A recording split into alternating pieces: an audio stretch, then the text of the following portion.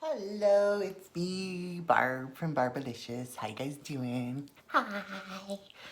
So right now I'm going to do up a no-bake cheesecake. Ryan needs to take a pie tomorrow to school, so I'm going to do up a couple of those.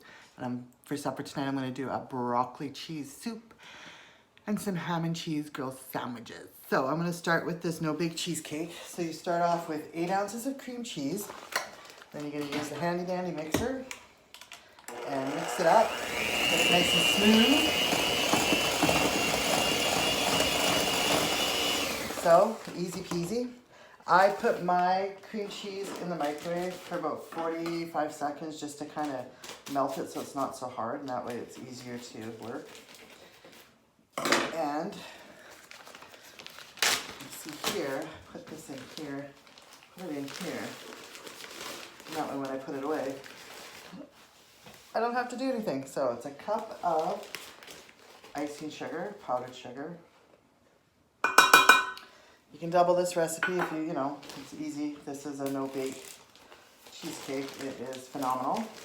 We have found, with experimenting with it, that you can freeze it and it turns into like an ice cream, and then it's really, really good. We do it with that Sex in a Pancake, and we've done it with this. So it's yummy, delicious when you freeze it. So I'm just going to mix this up. It up.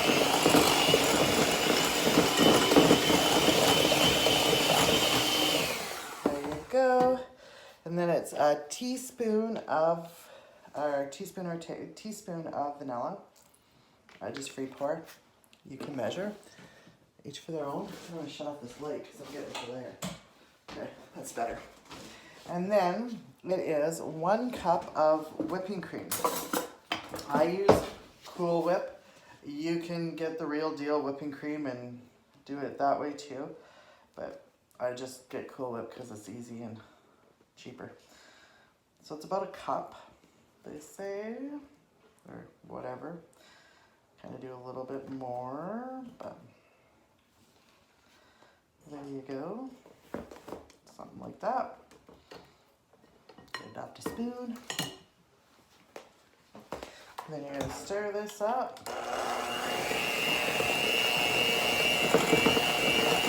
Like so. It all incorporated. All yummy delicious.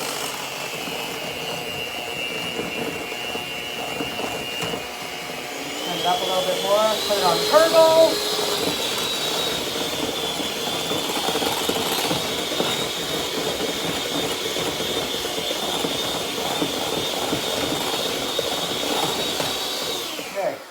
There you go, done. Voila, no-bake cheesecake. Now to this, you can do that one that they do at Easter where they add like the little Easter eggs and you crush those up, you can put them in there, you can put Smarties in there.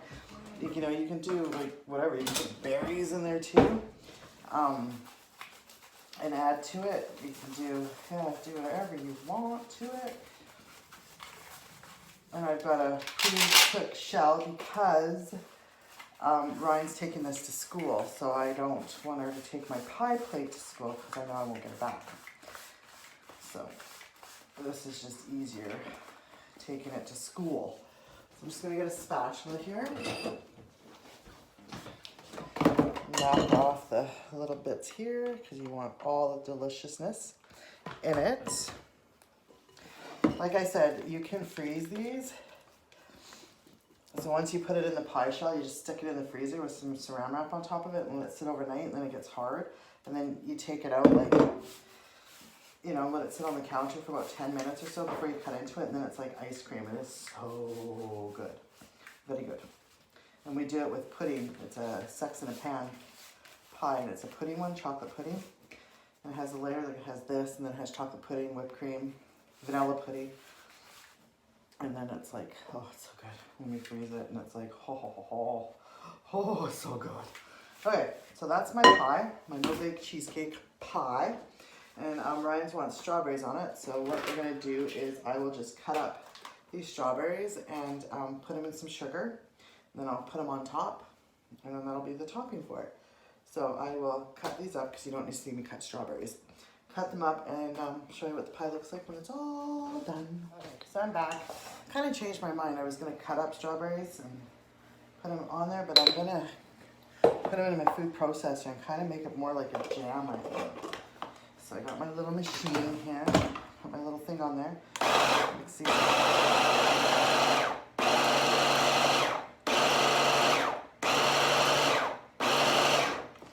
think that'll be way better. And it's kind of like a pie filling on top, and it'll look way nicer.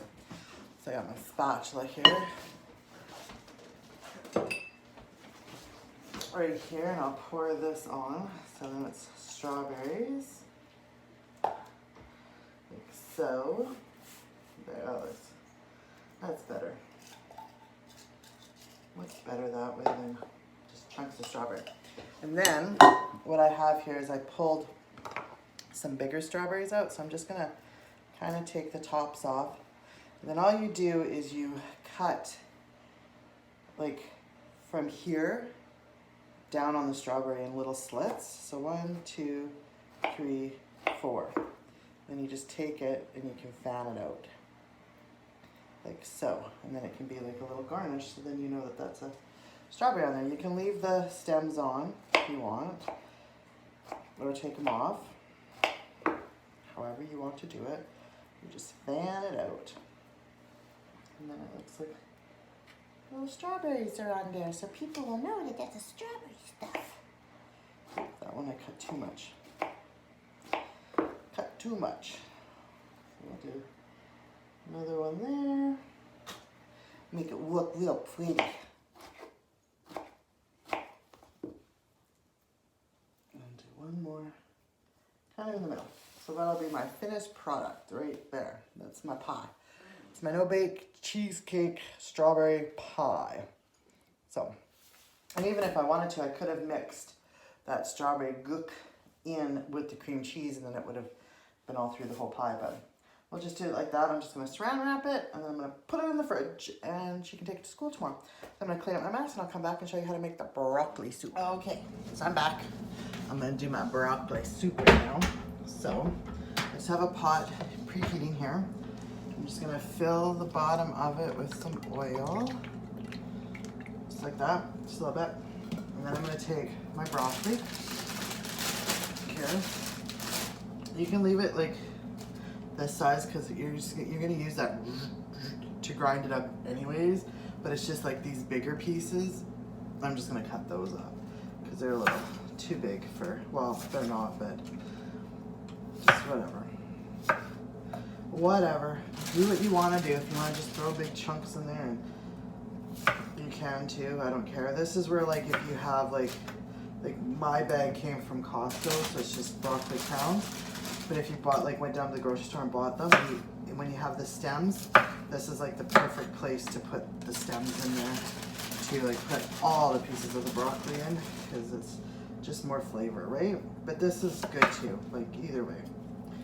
So all I'm doing is finely chopping this up. Well, not finely chopping, but just chunking it up.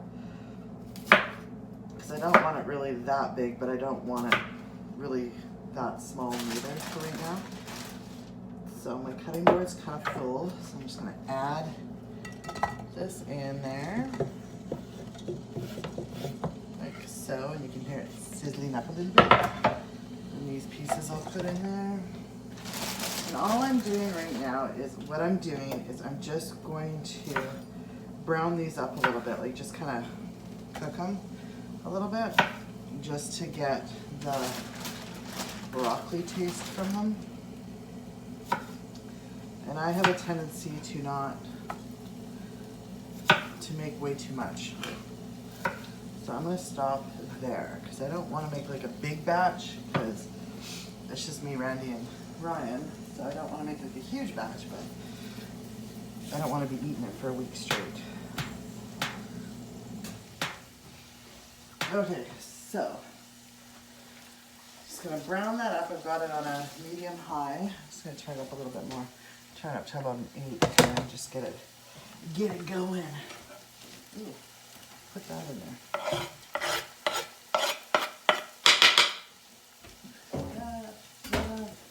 Put these little bits of pieces in there. This you can save. You can add. What you can do is once it's cooked and you can put like bigger pieces of, or littler, finely chopped pieces so people can like see the broccoli in it if you wanted to. That's, you know, one way you can do it. But I'm just cleaning up my mess here as the stuff is sizzling up, cooking away. Get my little spoonage out. Give this a little stir. And they turn like a different green, like you'll see like when they're cooking. See here how it's got like a different kind of green on it than that. That's kind of what I'm looking for. I want it to get a bright green. But right now I'm just going to add a little bit more oil to this because it's not sizzling like I want it to. There you go. Now it's sizzling enough. And it's turning it like a bright green, not like a dull green. So I'm just gonna do that, get it going. I'm gonna grab I have a bigger container here, if I can reach it. I can't reach it, that sucks. There we go, okay. Bigger container here I'm gonna fill up with water. This is how I do my soup. Everybody does soups differently. This is just my way of doing the soup. So, just put this aside. Once this is the green that I want it, all got green bits in there, I'm just going to add water to cover it. I'm just going to cover the broccoli in water. Like so, and I'm going to let it boil. I'm going to boil this for about, I don't know, 10-15 minutes or so until it's soft. You want your broccoli to be soft. So that's what I'm going to do. I'm just going to let this boil and I'll come back and show you what we do after that. Right, so I'm back and I've been boiling this. It's nice and green. You can see it with the steam. And when I touch it with my spoon, I can feel that it's like Chinese vegetables, right? And that's what I tend to like. So, so this is like barely just covering the broccoli. So I'm just going to add a little bit more water to it because I want it to. This is kind of where how much you want to make. Add a little bit more to it, like so. So it's all in here. And bring it back up to a boil here a little bit. And then I made a roux. And a roux is flour and oil mixed together. So it's kind of almost like honey, kind of like it's pretty thick. Thicker than pudding. And you just add this and this is what thickens up your soup so you get the creaminess because it's cream of broccoli and cheddar. So I'm just going to bring this up to a boil again and I'll come back and I'll show you what it looks like when you add. Okay, so I've got it at a wrapping boil. So I'm just going to add the roux. Oh no, what I'm going to do first, no, back that up. I got my machine here, so I'm going to grind this up.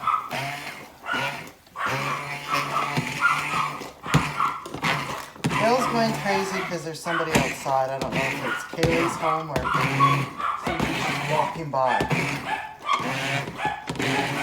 My guess is somebody's walking by. I need a mitten here because this hand is kind of warm. So I'm just going to get this, grind it up. Like so.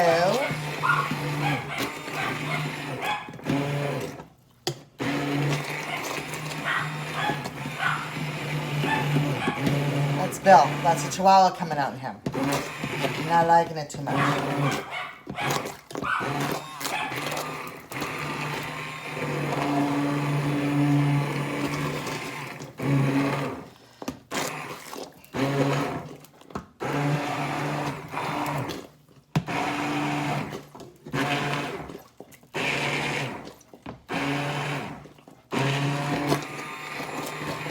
grinding this up, doing its thing. Do that, and so then it's that. Now I'm going to add the roux to this. So again, you just add, usually I don't have enough. I always have to make more. You just add it, let it do its thing, because it's kind of like a gravy, right? Like it's got to thicken when it gets hot. And then you thicken it to your way you want it. And you got to remember when you add the cheese, it's going to thicken up a little bit more too. So you don't want to get too crazy, depending on how thick you want it. If you want your fork to stand up in there, then great. If you just want it to be like a creamy soup, perfect too.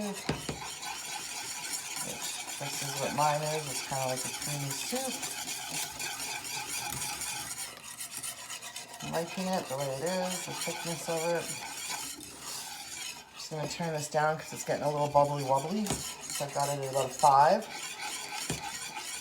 Just stir it with my whisk. Now that I got it to the consistency that I like, everybody's different in how they want their soups done, but this is mine. It's still bubbling away. Bubbling away! I got a spoon here. This is where you're gonna taste. It's gonna be extremely hot. Right? This is where you taste it, see what you need to add, if you need to add anything like that. Right away I know I need to add stuff. So to this you add chicken stock. Just probably about a tablespoon. I would start out with a tablespoon. And then you stir it up and taste it again. You can add the chicken, like you can even, like when you're mixing this up, instead of just adding like straight water like I did, you can just add chicken stock to it too instead. But I do my own chicken stock, like I add, yeah. So, taste it again.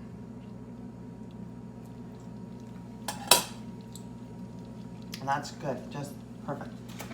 And then if you want to add pepper and salt, you can. This is when you do that now, so I'm going to add a bit of pepper to it. And then I'm going to add the cheese. I use cheddar cheese. That's what you're supposed to use. Just kind of pour some in there. And then I'm going to go back to my wooden spoon.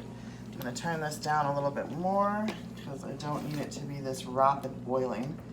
Because now you're just going to let it do its little thing. So I've got it on a very low, got it on about 1.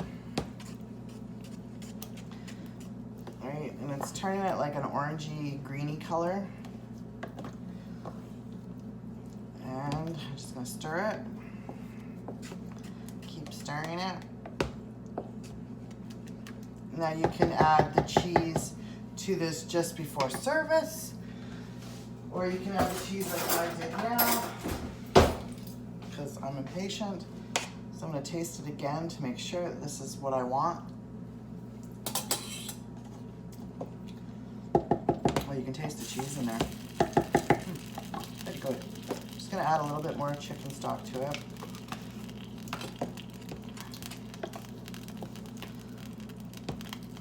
So, got some stuff on the burner there. That's okay. It's okay. It's okay. So I'm going to taste again.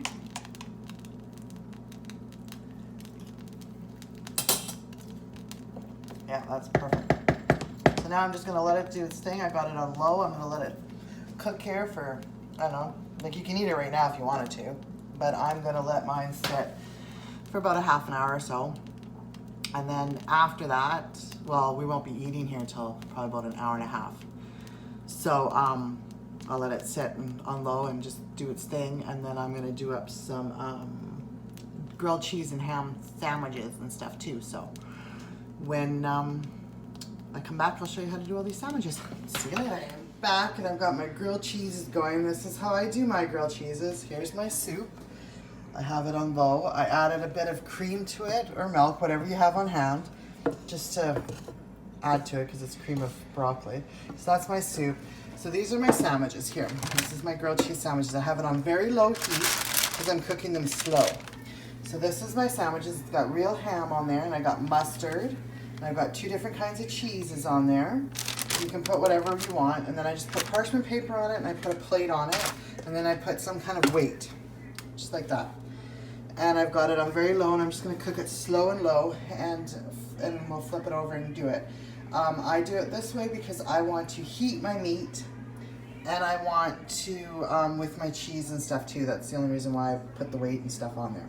So I'll come back and show you what it all looks like when it's all plated up and ready. They are flipped over, and you can see like the cheese is melted in there. And that's what I had the weight on there for, and I'm cooking them slow so they'll be good and melted. So I'm just gonna put this back on and cook it again for another few minutes.